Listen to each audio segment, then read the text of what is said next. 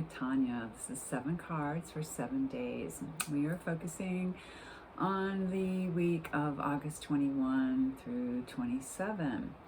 And we start this week with the moon in Libra on Monday, and then later toward the evening it switches to Scorpio, a couple days of Scorpio, and then we move into Sagittarius, and then by next Sunday we're in moon in Capricorn. So that's a very good time to get practical things done anytime it's one of those earth signs. So in Libra, that energy on Monday begins us with harmony, beauty, balancing things, being diplomatic, well-spoken, that sort of thing. Scorpio, different, very intense, very intuitive. It's a sign, all the water signs tend to have psychic associations with them, and just, very deep issues felt with Scorpio, and also in charge of transformation. Transmuting poisons is really sort of more like it. And then with Sagittarius, that is the philosopher, higher education, travel, that kind of energy. And then again, Capricorn with the practical things, business, administration, that sort of energy. Otherwise, we still have Leo retrograde, said that wrong. We still have Venus retrograde in Leo, so still all of that passionate energy, feminine and masculine there in the sign of Leo, which is romance, children, playfulness, creativity, things like that.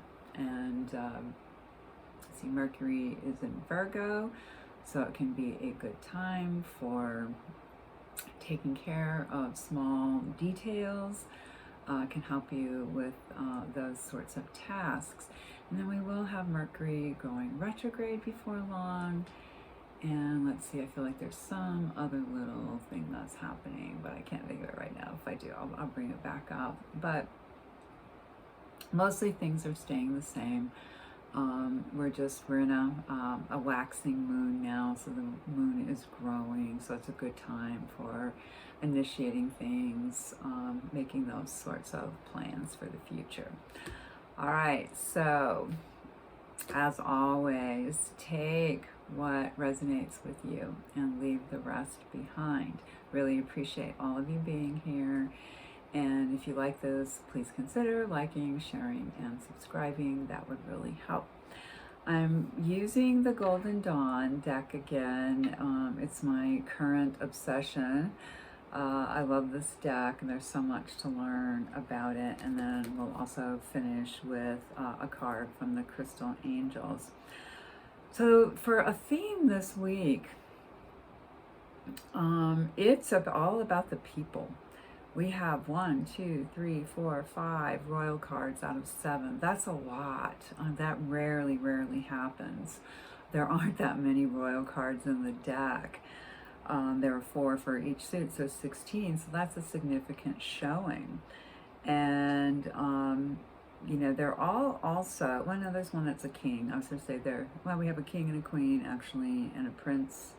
And a prince and a princess, so everybody gets represented in that way. And we have them from different elements also, so it could very much be a week about people. And when I drew the Crystal Angel card for us, I felt that was very clarifying, because it spoke about clearing some things out. So we'll get to that, but I'm kind of wondering if all the people cards combined with that clearing out crystal card has something to do with needing to get some voices out of the head. Where do we get our scripts? What tells us what we're supposed to do? And it's very hard to challenge that within ourselves. But this maybe could be a good week to do that. So I'll talk about each card, and maybe that would be more helpful for you. So we begin Monday, the 21st, with the Princess of Pentacles. She's earthy, obviously. She has a sort of scepter in one hand, and then of course her disc in another. She is masked, as a lot of the royal people are. Has a goat up there, for the earthiness of that. Maybe you can see it. It's part of her headdress. And she looks very slender, but very sturdy, very strong. So sometimes she represents fertility, things coming into a discernible shape, even though they might not be fully cooked yet. But it's beginning to go a certain direction, beginning to form into something that's more tangible. And she can also have a messenger quality too, so you might get some practical news on that day. And again, think about, is there some energy within yourself, or something that you have internalized, that could be giving you better advice, possibly, if it gets to be more on the stubborn side. Maybe you want to look at that too. Taurus would be the fixed sign that's very stubborn. So just something to think about. We go right into another royal card, people card on Tuesday, and this time the Prince of Cups. He's Mr. Romantic energy of the deck. You can see in one hand he's holding a lotus, or maybe you can't, it's a little bit small there. And then in the other, a cup. It has a symbolic serpent kind of hanging out of it, sort of looking like it's guiding his way.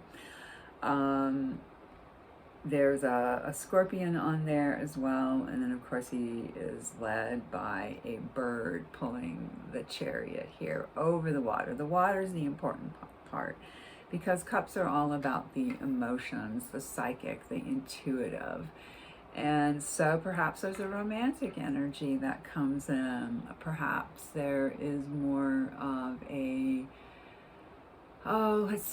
maybe an intuitive kind of message that you also get, and maybe something that you're ready to take action on emotionally, because it is a prince. So the princes are action oriented. Then on Wednesday, still with the people cards, the royal cards, we have the King of Pentacles this time. So we had started with the princess, so here's this earthy energy, which is the dominant energy of this particular reading, because we have 3 cards of Pentacles.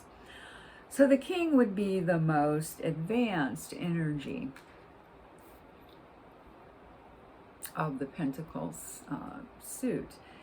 And he can be described as very slow. It takes a long time to get into action.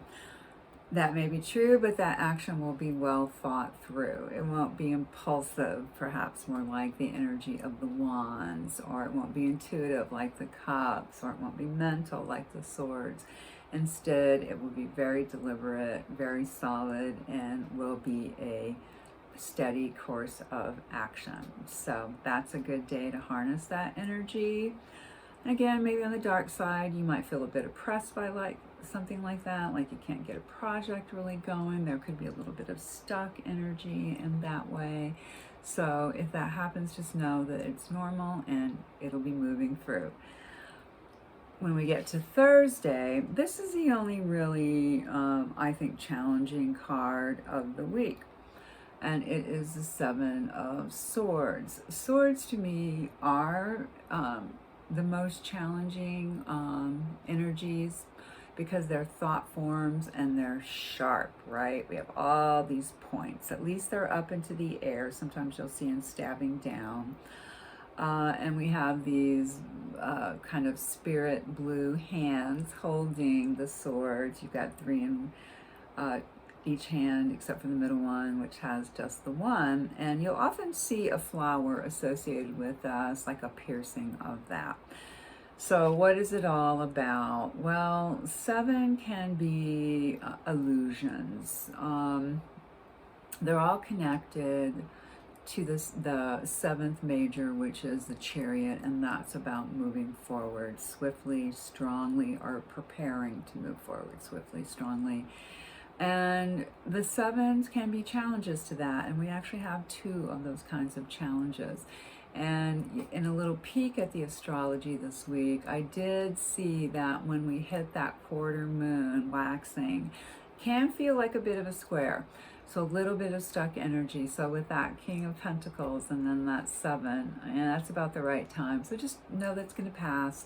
The 7 is a minor card, and so it can go through pretty quickly.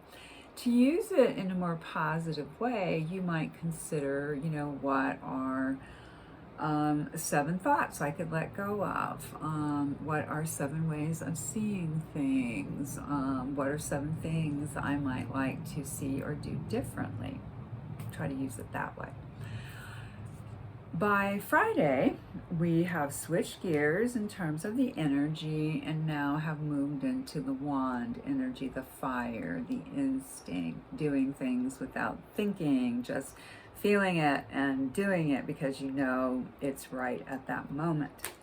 So here's our queen, and often a big cat is associated with the Queen of Wands. Here she's got her giant leopard behind her, petting it.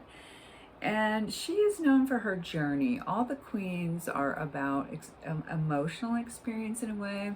Of course, the Queen of Cups would be the psychic intuitive. Some people call her the water fairy.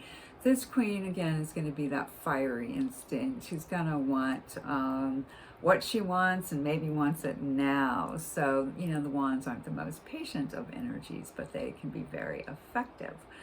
So she's been on a journey, and some legends say that she started with a big white cat. Pretty soon on the journey, turned into an entirely black cat, reflective of the difficulties of the experience. Later, it turns golden, and then she pinches it to remind herself, with the black spots that leaves, of the challenges of the journey. Not to make herself feel bad, but to say, I can do this, I'm empowered, I've had these successes, I knew what to do. So that's a very great way to use that energy on your Friday. Saturday, we return to the Pentacles. As I mentioned, we had 3 this time, so that's our strongest energy, the earth energy. And I also mentioned that we had another 7.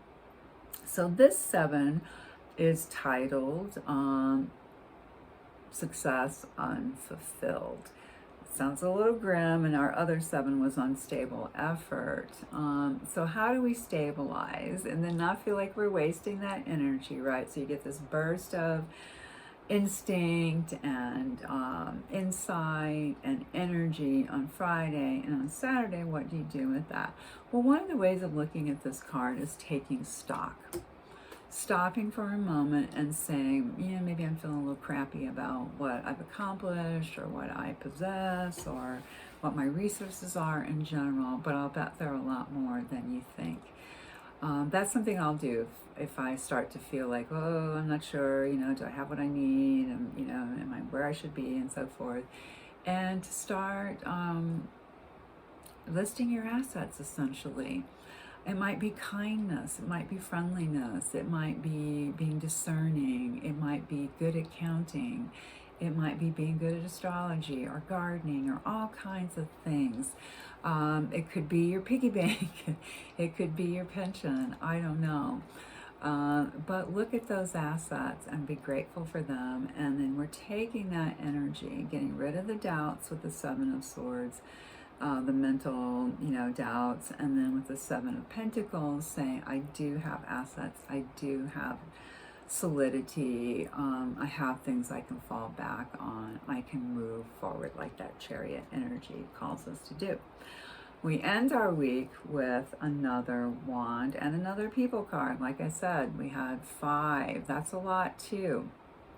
So this is the Prince of Wands, and yes, he's sort of, we have the 2 princes. We have the very romantic prince, and then we have the very sexy prince.